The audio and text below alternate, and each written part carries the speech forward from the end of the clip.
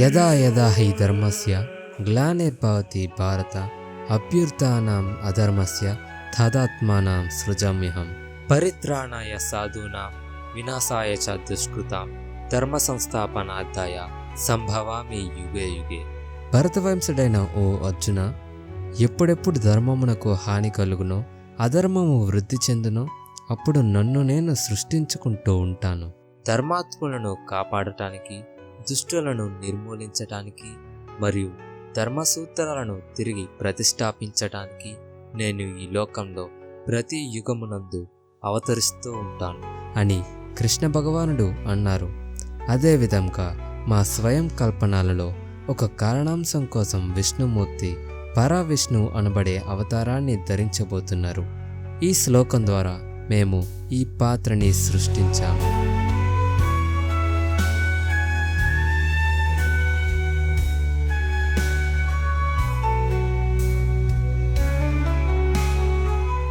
Hello everyone, this is Shivadattu and welcome to my Swayam Kalpanalu YouTube channel. నా జ్ఞానాన్ని నాకు గుర్తు చేసిన ప్రశాంత్ వర్మ గారికి నేను ఈ వీడియోని అంకితం చేస్తున్నాను. రెండోది, ఎవరైనా పరావిష్ణు పార్ట్ 1 చూడకపోతే పార్ట్ 1 చూసిన తర్వాత ఈ వీడియోని చూడండి, అప్పుడే మీకు పూర్తిగా అర్థమవుతుంది. హసన్ ముఖంలో ఉన్న భయాన్ని గమనించిన సంపత్ ఎన్నో ప్రశ్నలు అడిగాడు, కానీ హసన్ ఏ సమాధానం చెప్పలేదు. అప్పుడు హసన్, ఈ పుస్తకాన్ని నేను నాతో తీసుకొని వెళ్ళొచ్చా అని అడిగాడు. అందుకు సంపత్ ఒప్పుకోలేదు. అప్పుడు హసన్, నేను ఈ పుస్తకాన్ని ఈ రోజంతా చదివి నేను మీకు వివరంగా చెప్తాను అని అన్నాడు. ఆ మాటలు విని సంపత్ ఒప్పుకున్నాడు. అక్కడి నుంచి హసన్ ఇంటికి వెళ్ళిపోయాడు. ఇంటికి వెళ్ళిన తర్వాత నుంచి అదే పనిగా ఆ పుస్తకాన్ని చదవడం మొదలుపెట్టాడు. సాయంత్రం 5 గంటలకు చదవడం ప్రారంభించాడు. రాత్రి 11 అయింది. హసన్ ఆ పుస్తకాన్ని పూర్తిగా చదివేశాడు. ఎన్నో భయంకరమైన నిజాలు అందులో పూర్తిగా రాసి ఉన్నాయి. ఆ రాత్రంతా హసన్ నిద్రపోకుండా మేల్కొనే ఉన్నాడు. ఆ క్షణం ఆకాశం నుంచి వర్షం కురవడం మొదలయ్యింది. అప్పుడు హసన్ ఉన్న గదిలో ఒక వింత చోటు చేసుకుంది. హసన్ మంచం మీద కూర్చొని దీర్ఘంగా ఆలోచిస్తున్నాడు. ఆ క్షణం అతని ఎదురుగా ఒక వ్యక్తి ప్రత్యక్షమయ్యాడు. ఆ దృశ్యాన్ని చూసి హసన్ భయపడి కింద పడిపోయాడు. ఆ వ్యక్తి హసన్తో ఇలా అంటున్నాడు, ఎందుకు నన్ను చూసి భయపడుతున్నావు? లేచి నిలబడు, ఇక్కడికి నేను నీతో మాట్లాడడానికి వచ్చాను అని ఆ వచ్చిన వ్యక్తి చెప్పాడు. ఆ మాటలు విని హసన్ భయపడుతూ లేచి ఆ వ్యక్తికి ఎదురుగా నిలబడ్డాడు. ఆ వ్యక్తి పేరు అకృతవరన్. ఆ వ్యక్తి చేతిలో ఒక గ్రంథం ఉంది. ఇంతకీ మీరెవరు? నా పేరు అకృతవరన్. నేను మీకు ఈ గ్రంథాన్ని ఇవ్వడానికి ఇక్కడికి వచ్చాను. ఏంటి? మీరు కిందటి జన్మలో ఏదో గొప్ప పుణ్యకార్యం చేసి ఉంటారు. అందుకే మీకు ఈ జన్మలో విష్ణుమూర్తి అవతారమైన పరావిష్ణు మీకు పుట్టబోతున్నాడు అని చెప్పాడు. అది విని హసన్ చాలా ఆశ్చర్యపోయాడు. ఏంటి మీరు మాట్లాడేది? నేను మీతో అబద్ధం చెప్పట్లేదు. మీకు వచ్చే సంవత్సరం పరావిష్ణు పుట్టబోతున్నాడు. అతను విష్ణుమూర్తి అవతారం. అతను ఈ భూమి మీదకి అకాషియాను అంతం చేయడానికి రాబోతున్నాడు. అది మాత్రమే కాదు, ప్రజలను కాపాడడానికి కూడా అతను వస్తున్నాడు. ఎప్పుడైతే హసన్ అకాషియా పేరు విన్నాడో అతని మెదడులో ఎన్నో ప్రశ్నలు పుట్టాయి. పరావిష్ణు గ్రంథాన్ని అకృతవరన్ హసన్కి ఇచ్చాడు. ఆ విష్ణుమూర్తి అవతారమైన పరావిష్ణువుకి పుట్టుకతోనే తెలుసు అతను విష్ణుమూర్తి అవతారమని. రెండవది, అతను కోపడినప్పుడు ఇంకా పౌర్ణమి రోజు బయటికి వెళ్తే అతని శరీరం అంతా నీలం రంగులోకి మారిపోతుంది. సహజమైన విష్ణుమూర్తి తిలక్ అతని నుదిటి మీద ఏర్పడుతుంది. ఇంతకీ మీరెవరు? విష్ణుమూర్తి అవతారమా, లేకపోతే మీరు ఒక గోడ అని హసన్ ప్రశ్నించాడు. అప్పుడు అకృతవరన్ ఇలా అన్నాడు, అది దైవ నిర్ణయం. రెండవది, క్షీరసాగర మదనం చేస్తున్నప్పుడు పాల సముద్రం నుంచి నేను బయటకు వచ్చాను. కొన్ని కారణాల వల్ల నా ఇష్టదైవమైన విష్ణుమూర్తి నన్ను భూమి మీద ఉండిపోమని ఆజ్ఞాపించారు. ఇక సెలవు అని చెప్పి మాయమైపోయాడు. ఆ తర్వాతి రోజు నుంచి హసన్ జీవితం పూర్తిగా మారిపోయింది. అకాషియా ప్రపంచాన్ని పూర్తిగా నాశనం చేసి తన సంతతిని పెంచుకోవడానికి వచ్చిన విచిత్రమైన జీవి. సంపత్ దగ్గర నుంచి తీసుకొని వచ్చిన పుస్తకంలో మనుషుల్ని ఏ విధంగా బలివ్వాలో వివరంగా రాసి ఉంది. మరోవైపు పసిఫిక్ ఓషన్లోంచి ఒక ద్వీపం అనేది బయటకు వచ్చింది. ఆ ద్వీపం మీద ఎలాంటి చెట్లు కానీ గడ్డి కానీ లేవు. కేవలం 15 అడుగుల స్తంభాలు 150 ఉన్నాయి. ఆ ద్వీపం మధ్యలో ఉన్న ఒక టెంపుల్లోంచి అకషియా బయటకు వచ్చింది. అది చాలా భయంకరమైన జీవి. అత్యంత గట్టిగా అరుస్తూ నవ్వుతోంది.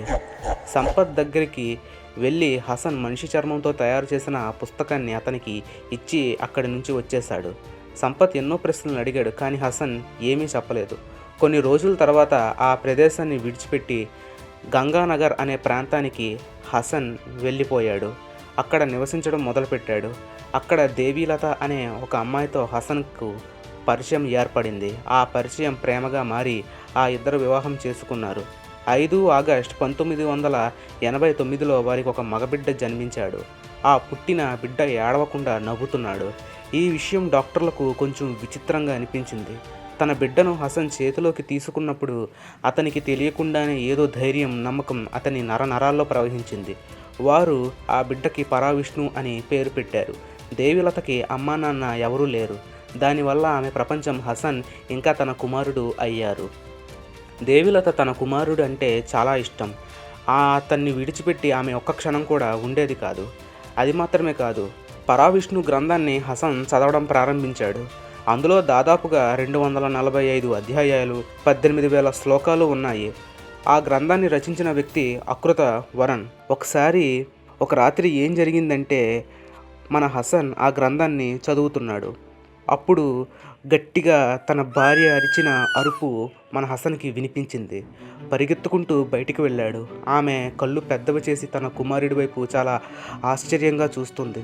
అది గమనించిన హసన్ తన కుమారుడి వైపు చూసినప్పుడు అతను ఆశ్చర్యపోయాడు. ఎందుకంటే ఆ రోజు పౌర్ణమి కావడం వల్ల చంద్రుడి కిరణాలు పరావిష్ణు మీద పడి తన శరీరం అంతా నీలం రంగులోకి మారిపోయింది. ఏం జరుగుతోంది ఇక్కడ, ఏం జరుగుతోంది అని దేవిలత చెప్పింది. హసన్ తన కుమారుడిని ఇంట్లోకి తీసుకొని వచ్చాడు. ఇంట్లోకి తీసుకొని వచ్చిన తరువాత తన శరీరం సాధారణంగా మారిపోయింది. అదంతా చూస్తున్న దేవిలతకి ఏమీ అర్థం కాలేదు. హసన్ పరావిష్ణుని నిద్రపుచ్చి తర్వాత హాల్లోకి వచ్చాడు. హాల్లో ఉన్న సోఫాలో దేవిలత కూర్చొని ఉంది. అప్పుడు హసన్ ఆమె పక్కన కూర్చొని ఇలా మాట్లాడడం మొదలుపెట్టాడు. నేను నీ దగ్గర ఒక రహస్యాన్ని దాచాను. నువ్వు అనుకుంటున్నట్టు మన కొడుకు సాధారణమైన వాడు కాదు, సాక్షాత్తు విష్ణుమూర్తి అవతారం అని చెప్పాడు. ఆ మాటలు విని ఆమె హసన్ వైపు చాలా విచిత్రంగా చూసింది. తరువాత తన గతంలో జరిగిన విషయాలు అన్నీ ఆమెతో హసన్ పంచుకున్నాడు. ఇంకా పరావిష్ణుకి సంబంధించిన రహస్యాలను ఎవరికీ చెప్పొద్దు అని ఆమెకు చెప్పాడు. అందుకు ఆమె ఒప్పుకుంది. ఆ తర్వాతి రోజు నుంచి పరావిష్ణు మీద మరింత ఎక్కువ ప్రేమను కురిపించడం ఆమె ప్రారంభించింది. ఆ గ్రంథంలో రాబోయే కాలంలో కర్ణుడికి సంబంధించిన కవచకుండలాలను ఒక వీరుడు ధరిస్తాడు అని రాసి ఉంది. అదేవిధంగా ఇంకొక వ్యక్తి అగ్ని ఖడ్గాన్ని కూడా సాధిస్తాడు అని అందులో రాసి ఉంది. భూమికి రాబోయే భయంకరమైన ప్రమాదాల గురించి చివరి అధ్యాయంలో ఉంది. దాదాపుగా ఆ గ్రంథంలో 24 మంది వ్యక్తుల గురించి చాలా స్పష్టంగా రాసి ఉంది. ఆ 24 మంది గురించి ఆ గ్రంథంలో ఉంది. ఆ 24 మందికి సాక్షాత్తు దేవతలు మరియు దేవుళ్ళు స్వయంగా వచ్చి శక్తులు ఇస్తారు అని ఆ గ్రంథంలో రాసి ఉంది. సమయం చాలా వేగంగా గడిచిపోయింది. ఇప్పుడు మన పరావిష్ణువుకి 19 సంవత్సరాలు. ఒకరోజు మన 19 సంవత్సరాల పరావిష్ణువుకి ఒక కల వచ్చింది. ఆ కలలో త్రిమూర్తులు అలాగే కొంతమంది దేవతలు మన పరావిష్ణువుకి కనిపించారు. పరావిష్ణు వారికి ఎదురుగా నిలబడి ఉన్నాడు. అప్పుడు వారు పరావిష్ణువుకి గొప్ప వరాలు ఇచ్చారు. అప్పుడు వారికి ఎదురుగా మోకాళ్ళ మీద కూర్చొని వారికి నమస్కరించి ధన్యవాదాలు చెప్పాడు మన పరావిష్ణు. అలా 1 సంవత్సరం గడిచిపోయింది. ఇప్పుడు మన విష్ణుమూర్తి అవతారమైన పరావిష్ణువుకి 21 సంవత్సరాలు. అప్పుడు ఆయన తన తండ్రి దగ్గరకు వెళ్ళి ఇలా చెప్పాడు, నేను అకషియాని చంపాల్సిన సమయం వచ్చింది, ఇక నేను వెళ్తాను అని చెప్పాడు. అప్పుడు హసన్, నీకు నచ్చినట్లుగా నువ్వు చెయ్యి, నాకు ఎలాంటి అభ్యంతరం లేదు, కానీ మీ అమ్మగారి దగ్గర పర్మిషన్ తీసుకో అని ఆయన సలహా ఇచ్చాడు. వేరే దారి లేక పరావిష్ణు తన తల్లి దగ్గరికి వెళ్ళి, అమ్మ, నేను వెళ్ళి ఆ మృగాన్ని చంపకపోతే భూమి మీద మనుషులు అనేవారు లేకుండా పోతారు, వాళ్ళల్లో వాళ్ళే కొట్టుకొని చస్తారు, దయచేసి నాకు అనుమతిని ఇవ్వు, నేను ఆ మృగాన్ని చంపి తర్వాత నీ దగ్గరికి తిరిగి వస్తాను, దయచేసి నాకు అనుమతి ఇవ్వు అని వేడుకున్నాడు పరావిష్ణు. ఆ మాటలకు ఆమె కరిగిపోయింది. అప్పుడు ఆమె అతనితో ఇలా చెప్పింది, వెళ్ళి విజయంతో తిరిగిరా అని ఆమె చెప్పింది. ఆ మాటలకు అతను చాలా సంతోషించాడు. ఆ మరుసటి రోజు పరావిష్ణు ఇంటి బయట నిలబడి ఉన్నాడు. అతని వెనకాల తన తల్లిదండ్రులు నిలబడి ఉన్నారు. అప్పుడు అతను తన తల్లిదండ్రుల వైపు తిరిగి మోకాళ్ళ మీద కూర్చొని వారికి నమస్కారం చేసి, మీరు నాకు జన్మనిచ్చినందుకు నేను చాలా సంతోషిస్తున్నాను. నన్ను నమ్మండి, నేను తప్పకుండా తిరిగి వస్తాను అని చెప్పి వారు చూస్తుండగానే అదృశ్యమైపోయాడు. తన కుమారుడిని పంపించడం ఆ తల్లికి ఏమాత్రం ఇష్టం లేదు. కానీ పరిస్థితుల వల్ల ఆమె అలా చేయాల్సి వచ్చింది. ఇప్పుడు పరావిష్ణు అకాషియాకి చెందిన ఐలాండ్ మీద ప్రత్యక్షమయ్యాడు. అతని ఎదురుగా అకాషియాకి సంబంధించిన టెంపుల్ ఉంది. అతను లేచి నిలబడ్డాడు. అప్పుడు ఆ క్షణం ఆ టెంపుల్లోంచి అకాషియా బయటకు వచ్చింది. ఆ విచిత్రమైన జీవి చాలా భయంకరంగా ఉంది. ఆ విచిత్ర జీవిని చూసినా కూడా మన పరావిష్ణు భయపడకుండా నిలబడి ఉన్నాడు. అతన్ని చూసి ఆ విచిత్ర జీవి ఇలా మాట్లాడడం మొదలుపెట్టింది. నేను నమ్మలేకపోతున్నాను, నువ్వు ఇక్కడికెలా వచ్చావు? అది నీకు అనవసరం అకాషియా. సరే సరే వదిలే, నేను మనిషి మాంసం తిని చాలా కాలం అయింది. నువ్వు నా కోరికను తీర్చడానికి ఇక్కడికి వచ్చినందుకు నీకు ధన్యవాదాలు అని అకాషియా చెప్పింది. నేను ఇక్కడికి వచ్చింది నీకు ఆహారం అవ్వడానికి కాదు, నిన్ను చంపడానికి. నిన్ను చంపడం కోసం నేను జన్మించాను అని పరావిష్ణు చెప్పాడు. నువ్వు నన్ను చంపుతావా? పట్టపగలు కలలు కంటున్నావా అని చెబుతూ విచిత్రంగా నవ్వుతున్నాడు. అప్పుడు పరావిష్ణు వేగంగా వచ్చి అకాషియా గుండెల మీద గుద్దాడు. ఆ దెబ్బకు అకాషియా ఎగిరి టెంపుల్ మీద పడ్డాడు. లేచి కూర్చొని, బాగుంది, చాలా బాగుంది, నీ పేరేంటి అని అకాషియా అడిగింది. పరావిష్ణు అని సమాధానం చెప్పాడు. ఆ క్షణం వారిద్దరి మధ్య భయంకరమైన యుద్ధం చోటు చేసుకుంది. వారి యుద్ధం వల్ల ఆ టెంపుల్ అలాగే ఆ ఐలాండ్ నాశనం అయిపోవడం మొదలయ్యాయి. వారి శరీరం నుంచి రక్తం అనేది వస్తుంది, కానీ వెనకడుగు వెయ్యకుండా చాలా గొప్పగా ఒకరితో ఒకరు యుద్ధం చేస్తున్నారు. పరావిష్ణు దెబ్బలకు అకాషియా శరీరంలో ఉన్న ఎముకలు అన్నీ విరిగిపోవడం మొదలయ్యాయి. నోటి నుంచి రక్తం వస్తుంది. అయినా సరే అకాషియా ఆపకుండా పరావిష్ణుతో యుద్ధం చేస్తున్నాడు. పరావిష్ణు అతని ధైర్యాన్ని చూసి ఎంతగానో ఆశ్చర్యపోయాడు. చివరికి పరావిష్ణు అకాషియా తోకను పట్టుకొని అతన్ని తిప్పి తిప్పి నేలకేసి 13 సార్లు కొట్టి చాలా తీవ్రంగా గాయపరిచాడు. అప్పుడు అకాషియాకి అర్థమయ్యింది అదే ఆఖరి రోజు అని. అతని శరీరంలోంచి ప్రాణం అనేది మెల్లమెల్లగా పోతోంది. అప్పుడు పరావిష్ణు నడుచుకుంటూ వెళ్ళి అకాషియా ఎదురుగా నిలబడ్డాడు. ఈరోజు నేను చనిపోతున్నాను, అది నాకు అర్థమవుతుంది. కానీ ఒక విషయం గుర్తుపెట్టుకో, మనుషులు అనేవారు ఈ భూమి మీద లేకుండా వాళ్ళు చేస్తారు. టొరాక్స్ గ్రహానికి చెందిన వ్యక్తులు ఈ గ్రహం మీద నివసిస్తున్న ఎవ్వరిని వదలరు. నా గ్రహానికి ఎలాంటి గతి అయితే పట్టిందో మీ గ్రహానికి కూడా అలాంటి గతే పడుతుంది. అప్పుడు పరావిష్ణు ఇలా సమాధానం ఇచ్చాడు. నాకు నీ గురించి అంతా తెలుసు. టొరాక్స్ గ్రహానికి చెందిన వ్యక్తులు కులూలు గ్రహంలో ఉన్న ప్రతి ఒక్కరిని అంతం చేశారు. నువ్వు నీ ప్రాణాలు కాపాడుకోవడం కోసం ఈ గ్రహం మీదకి వచ్చావు. అందులో ఎలాంటి తప్పు లేదు. కానీ నీ సంతతిని పెంచుకోవడం కోసం మనుషుల్ని చంపాలనుకున్నావు, అది తప్పు. నాకంటూ ప్రత్యేకమైన సైన్యం ఉంది. ఈ గ్రహానికి ఎలాంటి సమస్య రాకుండా మేము చూసుకుంటాం అని సమాధానం ఇచ్చాడు.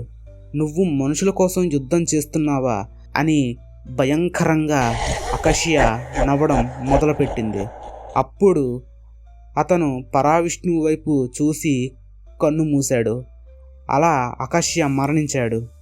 ఆ తర్వాత రోజు నుంచి పరావిష్ణు భూమి మీద నివసిస్తున్న అకాషియా ఫాలోవర్స్ని చంపడం మొదలుపెట్టాడు.